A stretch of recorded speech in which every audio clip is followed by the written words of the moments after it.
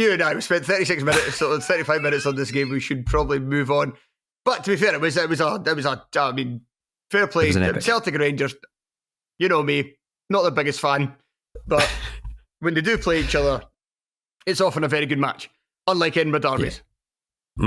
Yes. Edinburgh derbies are always terrible. Old Firm games are usually always good. Dundee derbies are usually always good. So you can't even... So like Graham's claim of Edinburgh derbies are shite because Hearts and Hibs are shite. Well, Dundee and Dundee United are often shite. They somehow manage to put good games on. Right, let's get to one of those clubs. Dundee United. They lost 4-3 away to Motherwell. Motherwell were 3-1 up at the half. Apostolos Stamatolopoulos scored in the first minute. Sam Dalby then equalised not long after. Stamatolopoulos got his second, but that was only after Andy Halliday and made it 2-1 for Motherwell, so they were leading 3-1 at the break. Tom Sparrow then made it 4. Sorry, Sam Dalby then. I'm getting lost here. There was too many goals in this game. Sam Dalby then scored with another Ashton Oxborough error. That's 2 in as many games for him. For Tom Sparrow, put Motherwell back in front, and then it was left to... So hang on, right. I'm going to have to query this, because... Right, so... I watched the first 60 minutes of this game. I didn't have time to watch the rest, so I could give you a bit of tactical insight into what happened in the first half and then kind of start the second half. But it's got us down here that Louis Moult scored the Dundee United third. Is that correct? He did, yeah. It was a lovely header. Right, okay, so the highlight... So, okay, after the header went in, the camera just followed Kevin Holt instead. It did, yeah. Someone... I've noticed that's been happening a lot recently.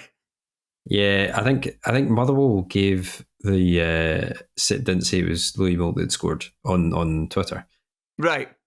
Yeah, and then also on the radio, Stephen Craigan said that Kevin Holt had scored the penalty that Sam Dalby took. So for whatever reason, the media was desperate to give Kevin Holt a goal on Saturday. Not sure why. But no, he didn't score. It was Dalby with 2. Okay, right. So glad that's cleared up, because I was very confused. I remember reading it on Flashscore.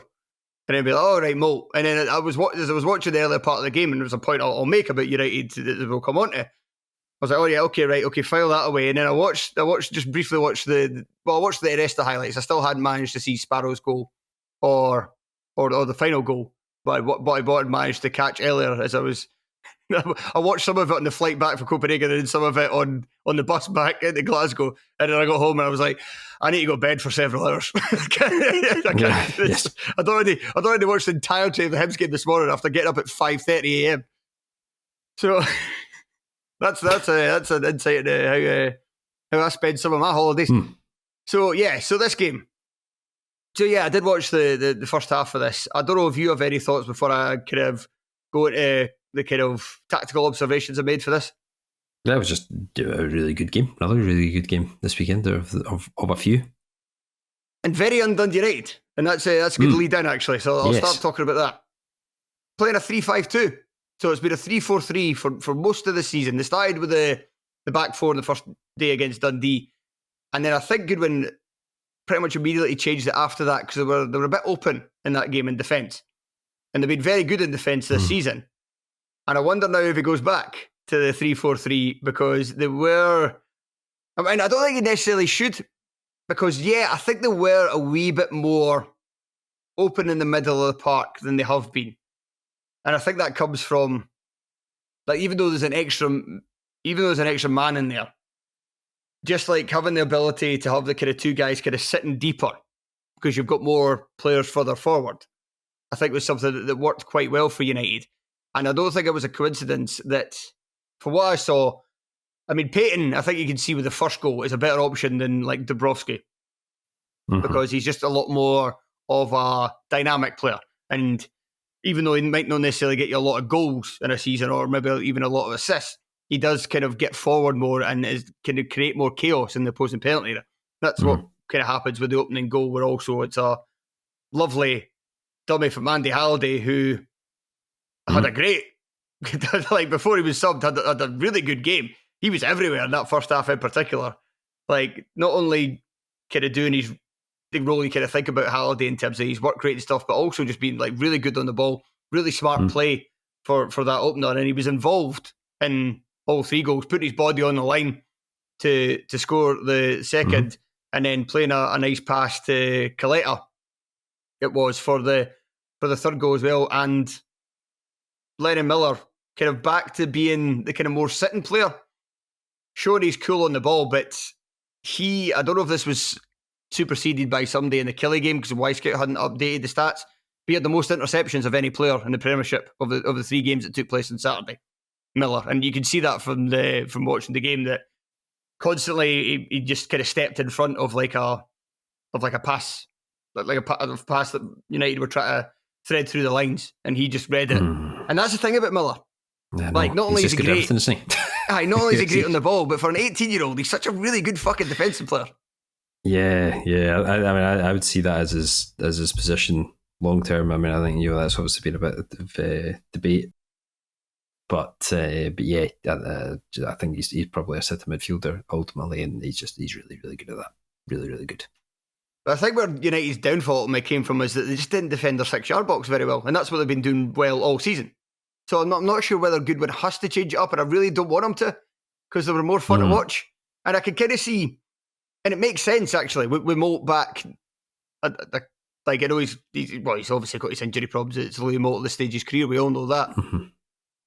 But if he can stay fit, him and Dalby together, because that's, and you saw it from the goal, which was definitely scored by Louis Moult, not Kevin Hope.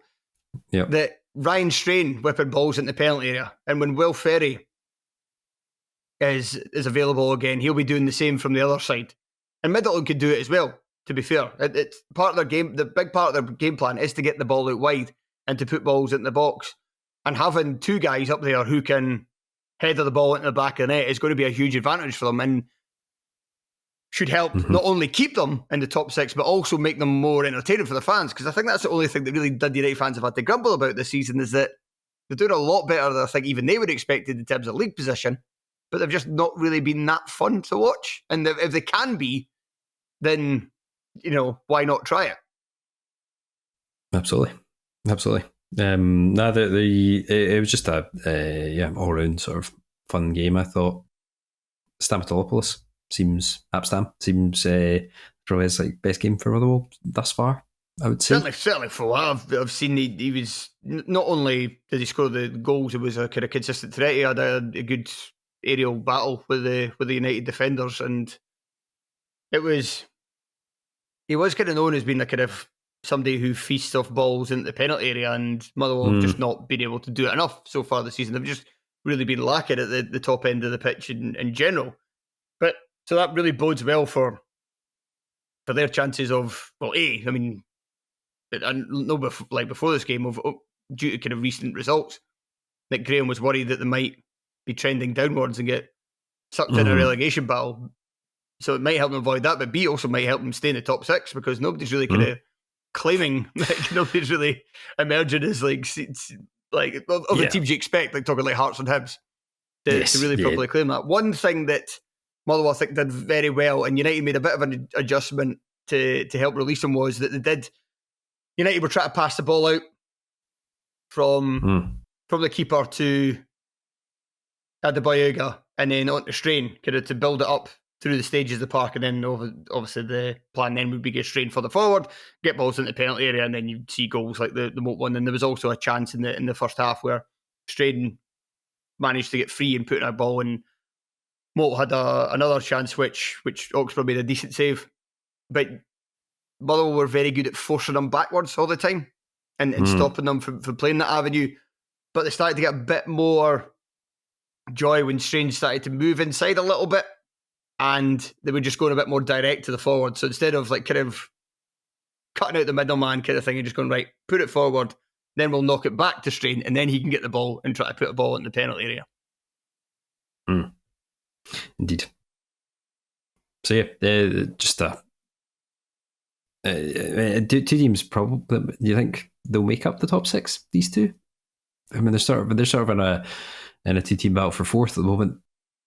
Yeah, let me have a look at let's see. Let's look at the rest of the table. I mean, that's now Motherwell got a 6-point gap on Dundee. Dundee don't have a game in hand over them. Dundee United are 5 ahead of Dundee. I could still maybe see Killie getting their act together. It's hard to tell because half of Kelly's games they've played with less players than the opposition. So, yeah. I mean, it's kind of hard to work out how good Kelly are or not at the moment. I kind of looked at both of them and thought that they're both in false positions. They'll drop out. Fair play, they're still there. And the longer the season's going on, the more that I'm looking at the teams below them and going, yeah, I actually didn't really fancy any use to overtake them. Yeah. This is more to that, isn't it? Rather than so I mean, it looks like there'll be at least a couple of spots available in the top 6 by default. So why would there not be Motherwell and Dundee United? 2 greatest words in the English language. Mm-hmm. Right, let's move on to the game at McDermott Park, which finished St Johnstone 2, St Mirren 3. Killian Phillips opened the scoring for St Mirren. I was promised a busted knee slide by Duncan Mackay, having said on a recent podcast that I felt that they were a dying art, that players were practicing the knee slides too much and weren't getting their knees caught in the ground. I was a little bit disappointed, I have to say. It is a bit of a busted knee slide. It's not a smooth one, but it's not a goes down and one of his knees gets caught and then he immediately flies forward. He actually executes the knee slide okay. He just does it for too long, so he kind of falls forward at the end. So it wasn't quite there for me, but it's an improvement. It's an improvement. There's going to be one soon enough, and I'm going to love it. But anyway, that was then cancelled out shortly in the second half by Mackenzie Kirk, who's continued to make me look like a complete idiot this season. Benjamin Kimpioka scored an excellent goal, both St Johnstone's goals, very, very nice finishes.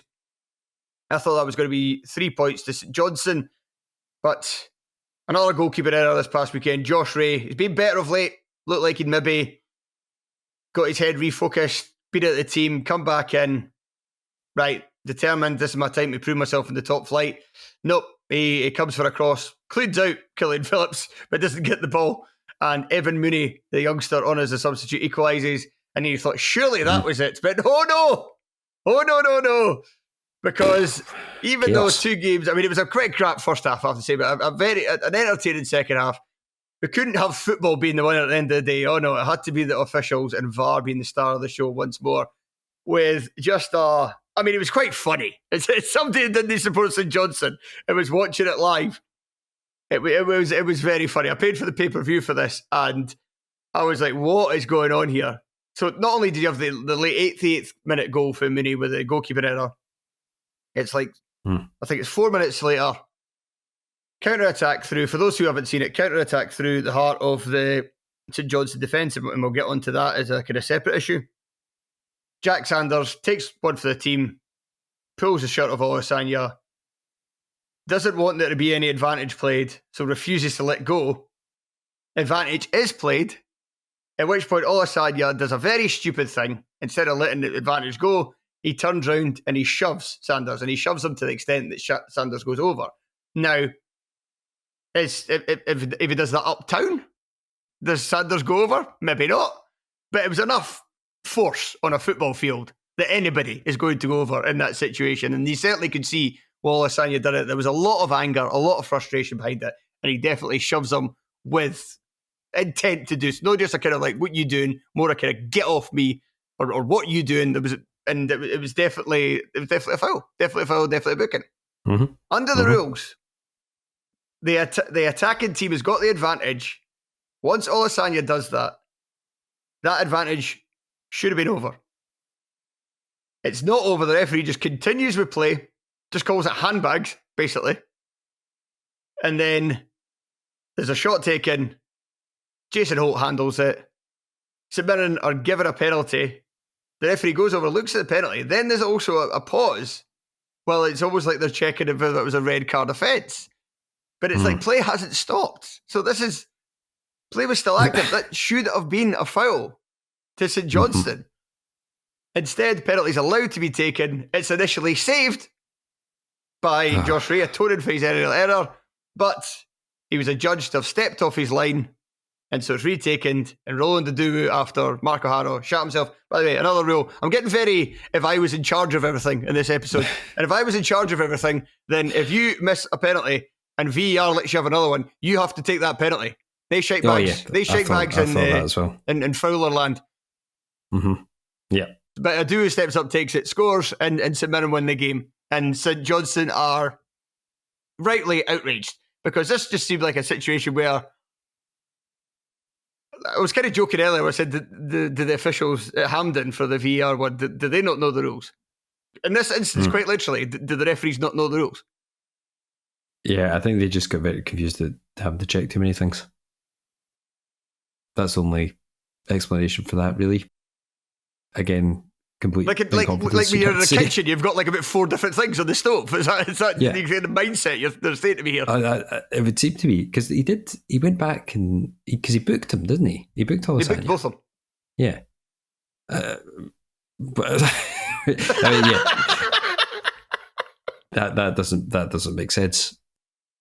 So yeah, it was. I mean, you can definitely, much the same as with the cup final. You can take issue with the way the other team was set up, but they made, and they didn't help themselves. But I mean, you can't really excuse that level of decision making. And I thought it was funny actually that even after all that, and Jason Oates turned his back on the for the penalty, but it's only because it's a dude that takes a shot, isn't it? But I think it's only because he hits it into his standing leg and like completely sclaffs it that ends up hitting Holt in the first place. So it's like so many weird things had to happen for that chain of events. So yeah, that was, I think, Mirren just upheld their luck for the season within about a minute there. So we should talk about St John's. So Mirren, I thought Phillips had a good game. I thought Tanser first half was, I think in general, St Mirren first half were decent enough without being good themselves. They had a control of the match. They were 1 goal ahead, and St Johnstone didn't really look like doing anything. So, and obviously the one, especially the home team in that situation, is to do stuff. Second half, St Mirren were quite poor after it went 1 each. They were a bit uninspiring. Like I kind of agreed with the idea to drop Olasanya from Mandron coming back in. Don't think he played well though. Don't think he really justified that decision in the end. Also, bad news for St Mirren as well. Already with them having like a crisis at the back in terms of defenders being fit. Richard Taylor was stretchered off, and as somebody who's quite an entertaining centre back to watch with the amount of times he strolls out of the fence with the ball and plays incisive passes through the opponents. Hopefully he's not out for too long. Obviously for a St Mirren fan, but also just as somebody that likes watching the league. So, but that's all really there is to say about them. St Johnstone, I have a lot of thoughts.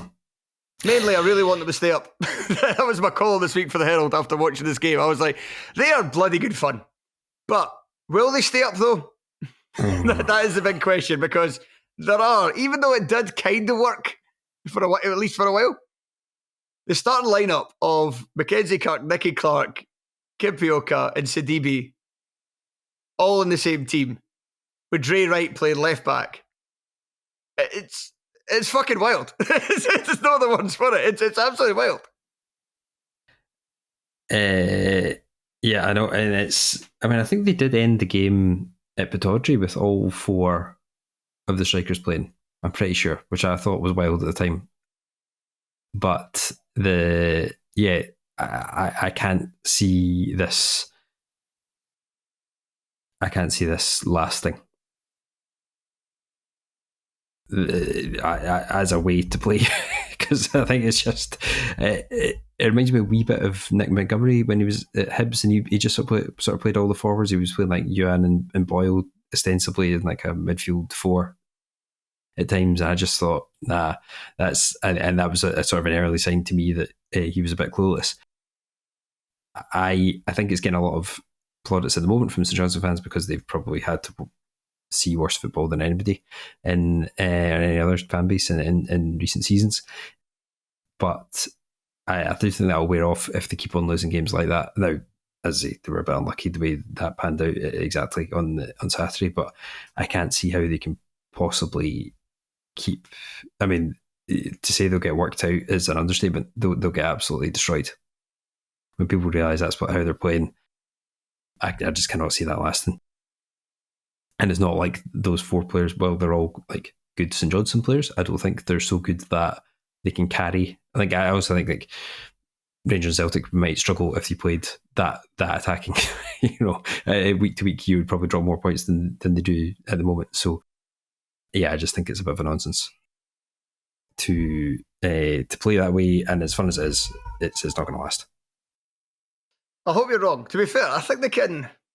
I mean, they're not going to play 4 forwards every week, but I do see, because they don't have creativity in the squad really at all. Like, they don't have many natural creative players. Graham Carey, and that is really about it. Like, even Dre Wright, like, he's made his money in this league playing as a right winger, and a right winger that a lot of St Johnstone fans have liked throughout the years. Hibs fans know so much, but St Johnstone fans. But even he's not really a creative player. Like, his first season with the club, when he kind of was first signed and made an impact to the point where St Johnstone fans really liked him. I think when I highlighted him on a View for the Terrace in like February, he had like no goals or assists. He's not a creative player himself. He's a workhorse player. He's somebody very dependable, somebody who gives you at least 6 out of 10 every game, and somebody who's very good at driving the ball forward.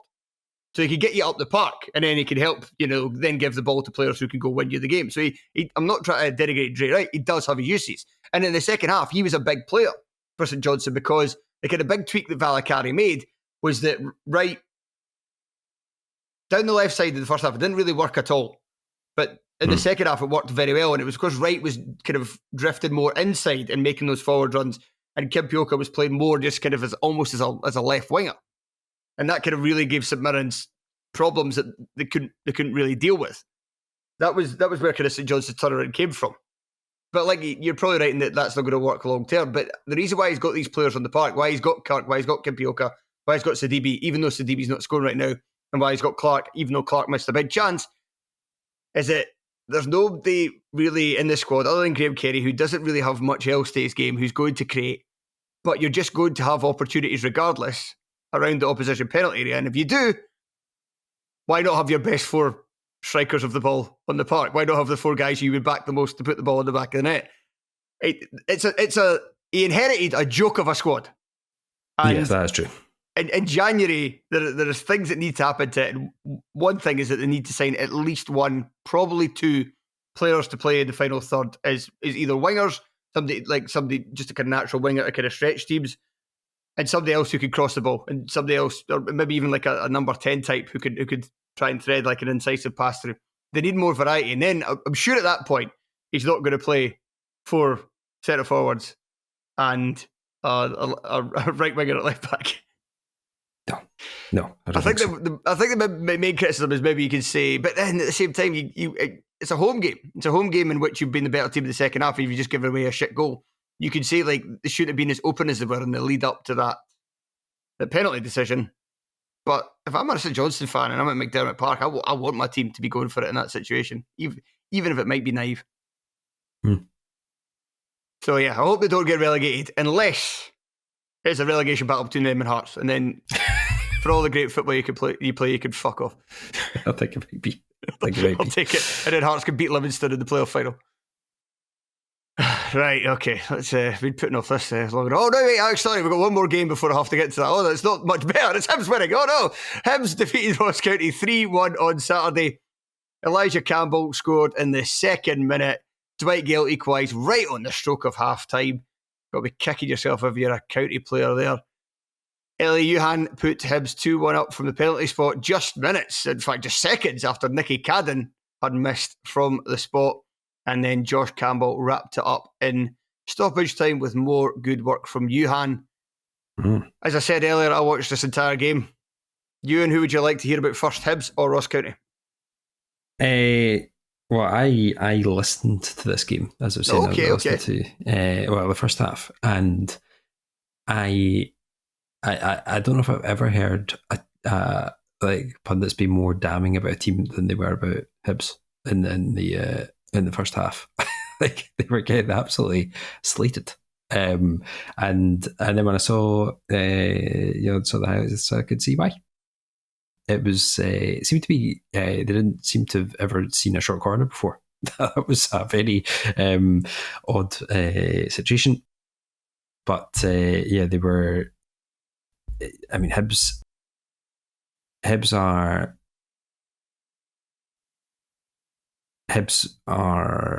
probably the team, I think. I mean, you might disagree with your Hearts, Alan, but I think they're the team that beats themselves the most in the league. Gotcha. And they're so soft. so soft, but they do make a lot of good chances, and that's ultimately what I think that's what differentiates them from other teams down the bottom, Hearts, because at least you can see that, well, one part of it's sort of working out. A lot of that's desperation because they've got themselves into a hole, and they're sort of frantically trying to get back in the game. But I do think there is that sort of silver lining for Hibs, which other teams that are down there don't have. And if they could sign like one sensible defender, then it would make a world of a difference. But it wouldn't be very Hibs. So yeah, I think they're an interesting. Well, I mean, I suppose the other team you could say that beat themselves actually a lot were their opponents on Saturday, who just aren't very good ultimately, and couldn't press home the advantage obviously they had in the first half, and couldn't hold on, even to the lead, to half time, and sort of let Hibs back into right at the death of the first half, and that I think had a huge bearing on how the game turned out, because that the Hibs were about to get properly booed off, and that just sort of saved them from that. And and Hibs aren't a team that seem particularly adept at coping with adversity at the moment. So that was a huge, an obvious turning point in the game. But yeah, two interesting teams. I think Ross County are going to finish bottom this season. That's my prediction. Because I think ultimately they've got the least about them of every team, and I think their away record's horrendous, and the home record's not going to be enough to save them. So I think they will be the team that goes down. And while it's worrying for Hibs that they're basically outplayed by the worst team in the league at Easter Road for a good half of this game, I think the fact that Hibs have that kind of ability to get themselves out of that.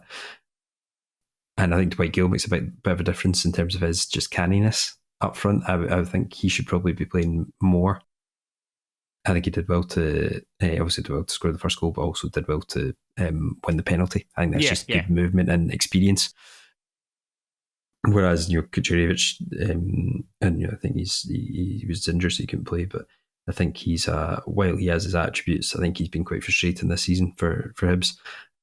And you wonder if Gill. I don't know if Gill's up for playing every single week at his age and fitness and so on, but I think he would improve Hibs and just give them a bit more nous in a team that doesn't have much.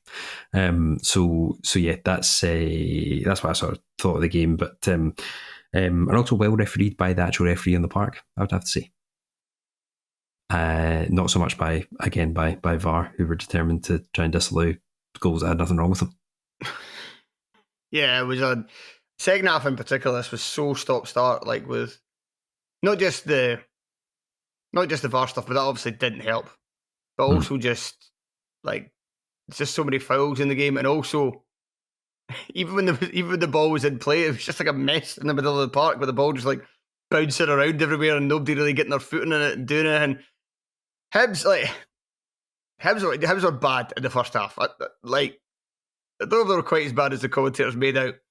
They really sleepwalked their way into the game. Like they I think it was one of those ones where like the Hibs players, kicked off at 10 minutes past 3. The only trouble is the game had started 10 minutes earlier. Kind of, that old joke.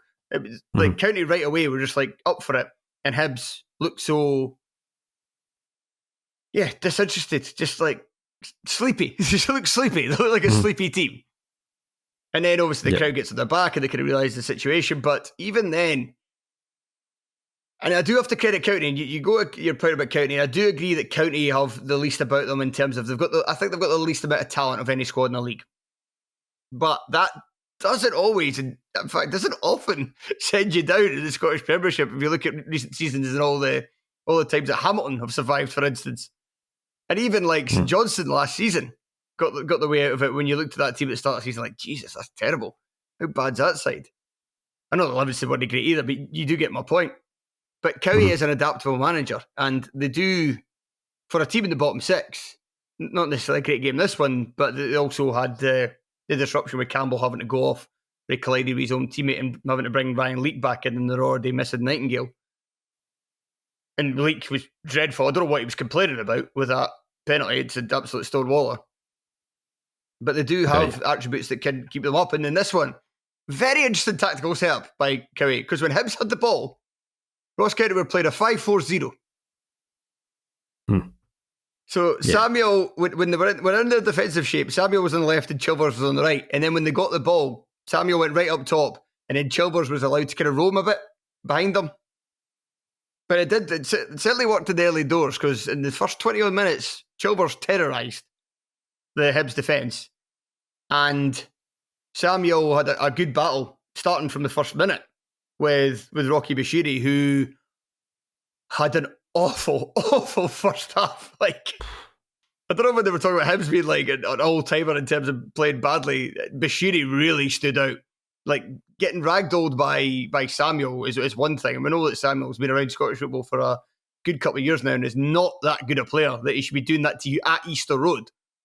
Yeah. But also, I think the County game plan was to have the forward split wide so that when Hibs try to move the ball to Iredale or O'Hara, who, especially Iredale, can play a bit, can at least get the ball forward sufficiently, get it forward accurately, get it to the players who could go win you the game. Rocky Bashiri, no so good at that himself. There was a couple of moments. One that stood out to me in the first half. One is when he got caught on the ball and you could audibly hear a fan saying, "Bashiri, will you get your head at your fucking arse?" And then there was a moment not long after that when he was allowed to take the ball out of the defence again. And he did. I think he was trying to play it to Euan or Cadden. Not entirely sure, because he just leathered it out of the park at the halfway point. And then that was like, you'd hear like the boos starting to rain down. He was absolutely pissed. To be fair though, I didn't really necessarily want to pick him out that much, because Hibs first half dreadful in general. Like, the only player with pass marks in that first half for me overall was Nicky Cadden, who is starting to look like a really good signing for Hibs. Again, not sure if this was superseded. I doubt it was by the Kilmarnock Hearts game, but he was statistically the most creative player in the Premiership this last weekend. And he put in a number of really good balls. And that doesn't include the moment in the first half where, in very quick succession, he put 2 balls into the 6-yard box, one of which was just completely left because there was no Hibs attacker there. The other one was cleared, where if there had been a Hibs attacker there, probably would have been a goal. And Cadden just started going, like, shouting at like the penalty area. Like, "Will somebody please get into the areas where you're supposed to score from these crosses? What are you doing?" Euan had a wee bit of kind of moments, but he was kind of largely being a bit kind of frustrating. Is he content to be? Triantis was invisible until he was invisible, and then he got booked. And it was just before then when he'd given the ball away in a bad in a kind of bad situation. I was like, "Oh Christ!" I just actually realised he was playing, and then he got booked. But then he was actually kind of seemed to waking him, and he done really well for the goal in terms of I think he won it back initially, and then he played a good defence splitting pass for. Was it Hoylett? Yeah, Hoylett going down the right, and then it was his cross, which Gale turned in. But even the second half, Hibs improved, but they didn't really improve much, like in terms of what you would expect, like more free-flowing attacks or putting a lot of kind of consistent heavy pressure. They were just kind of got a bit deeper, and they were just the better team in the second half for doing the basics better, like winning defensive battles, not passing the ball at the park, that kind of thing. And it was still just often just going back to Cadden to be like, "Here, Nicky, go and put a ball in the penalty area for us, and let's hope we score for it." Yeah. So, yeah, I mean, they're not... I think they have had that was a stat before the game, that they've had the third most shots in the league, and I think they have the third highest XG as well, actually, Hibs. So they do make chances. It's just, are they... they're usually flawed, to say the least, as a football team. But that's ultimately what makes me think they're just not gonna. They'll be. I would hesitate to use the word fine, but I don't think they'll get relegated. But yeah, and that's the reason. But are they in a good place? No, not at all. And if anything goes wrong in a game, there's a good chance that unless something sort of luckily, unless basically Jack Hamilton happens to them, then and he had a bit of a game, then yeah, the sort of, I think don't have the track record of getting themselves out of it, and they can sort of panic a bit. But ultimately, certainly deserved to win just based on the second half performance, I thought. Right, let's move on to our final game. Let's spend 5 minutes only on this, shall we? Kilmarnock 1, Hearts 0. Robbie D sent off in the 6th minute, deservedly so, for inadvertent but ultimately really bad tackle on Kenny Vargas. Hearts had already hit the post by that point, so you're thinking, here we go. Hearts were... Actually, you're not thinking that, because as soon as that happened, my dad messaged me and was like, get your money on Killy. And then Killy scored, and he was like, told you. But unfortunately, I didn't back Killy at that point, and Bruce Anderson's penalty after James Penrice, who has been Hearts' best player this season, dealt very poorly with a ball over the top for Joe Wright, and let it bounce initially and then swung wildly at it, caught Wright, deserved penalty, nothing wrong with that. Bruce Anderson tucks it away, and that was it. Because that is Hearts.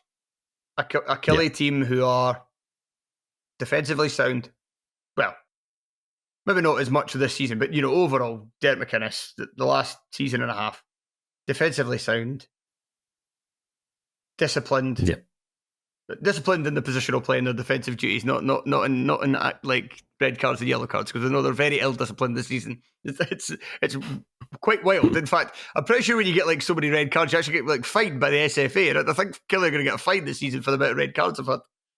Yeah, they should be. But that team was just an absolute nightmare. I knew, you knew as soon as that moment, it was like Killie go 1-0 up, they've got something to defend now. You're like, Hearts aren't going to score. And they passed, and they passed, and they passed, and they passed, and they passed, and they passed, and they done fuck all. Jan Danda hit the bar near the end. Right at the end. That was it. Penrice had the fact Danda was a rare bright spark, and I've not been impressed by Danda overall, but he had the other good chance in the match after it went 1-0 Killie, where he played that through ball. Penrice took a shot with his right foot, which keeper made a good save from. But other than that, Hearts, to play... You're the team that finished third in the league last season. You've largely kept that team together. And the players you've added are actually good. Like, some of these players are actually decent. They're not bad. And yet, you play 84 minutes plus however much injury time there was at the end of each half. And you don't get an XG of even 1. It's pathetic. It is absolutely pathetic. And I said after the Aberdeen game in a reference to it at the start that I said this team had fight in it. And I think it does have fight in it in terms of being up for the scrap and kind of digging in that sense. But there's a different type of aggression you have. You need to have aggression in your own play. You need to have confidence in yourself. You not only need to have heart in the sense of you're willing to put your body on the line to win a tackle, you also need to have the heart to deal with the criticism if you try to do something and it doesn't happen. And this team, it may have a bunch of players who are willing to run and are willing to tackle. Guys like, you can't say like Cammy Devlin doesn't have any heart, and guys of that nature. But what you will say is you've got a lot of players of the team that when they get the ball, I'm passing the buck to the guy beside me. And in that sense, they are spineless. So it must be shite being a Hearts fan. It is, Euan, it is. But kind of like a Rangers fan, we get these European moments, though. We get these European moments, and I didn't manage to see the game due to an area of Copenhagen which apparently no bars had Wi-Fi. So I just plumped for the bar that had the Celtic Rangers game on, and I'd like to personally thank those Copenhagen bars for not having Wi-Fi, so I didn't have to spend £13 or whatever it is on a Hearts pay-per-view, and I didn't have to suffer that for 90 however many minutes. Indeed. Oh well, so we'll leave it there. A little bit of praise for Derek McInnes. No. Oh, yes. Before this, because he's not been dealt a great hand this season by his players, I think it's fair to say. And any manager, I don't think necessarily he's under pressure, but any manager near the bottom of the league in a toiling team, and especially after how bad they looked against Rangers, is going to be under some amount of pressure. He starts Bobby Wales. That's a big thumbs up for the fans. They'll be calling for him to play more. He then pretty much picks him off after 10 minutes. Wales off after the red card. But It is the right choice because he goes with Fraser Murray on that side, and Fraser Murray, just at this stage of their respective careers, just a better defender.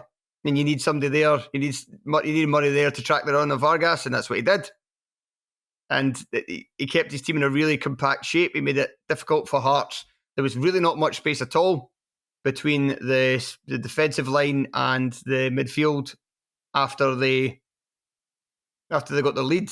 And with Hearts, like I say, having players who are just so scared to try anything at this point in time, there wasn't many willing to take the risk in that little space to try and thread through the needle. So Hearts were just left to cross the ball. And I know that's another kind of part of the team. Dees is off. Mayo's not that great in the air. He's strengths lie in other areas. Joe Wright's obviously better. He's a bit bigger. But there's stuff there that you could maybe work with as a Hearts in terms of Hearts trying to exploit them. But again, without Shankland, there's nobody in the team who could head the ball. So not good. So yeah, taking off Wales worked, and then also even the change he made at half time by who was it removed then? Oh yeah, he took off Bruce Anderson.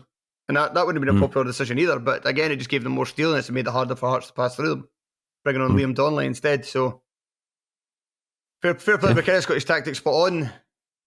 I don't even want Neil Critchley didn't with the change to the one up front, but at the same time, he was left with a team with only one proper centre forward who could play at this level on his own, and that centre forward wasn't available. So I do have my sympathies with him. Yes. And players are going to have to be signed in January. At least one forward, preferably two, and a couple of defenders, because Frankie Kent is now out for a period of time as well. I was going to say this is the time when I thought we could get relegated. I've actually thought we could get relegated for a few weeks now. This is a point where I'm getting really concerned that we might get relegated. It's I think it's a very live possibility now, actually. And its underlying performances actually are as bad as the results, if not worse. So that's where you've got to really be concerned.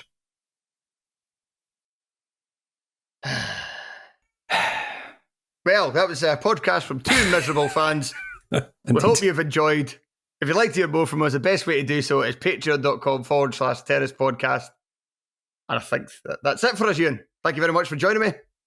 Cheers. Thank you to everybody for listening, and we'll talk to you again soon. Goodbye.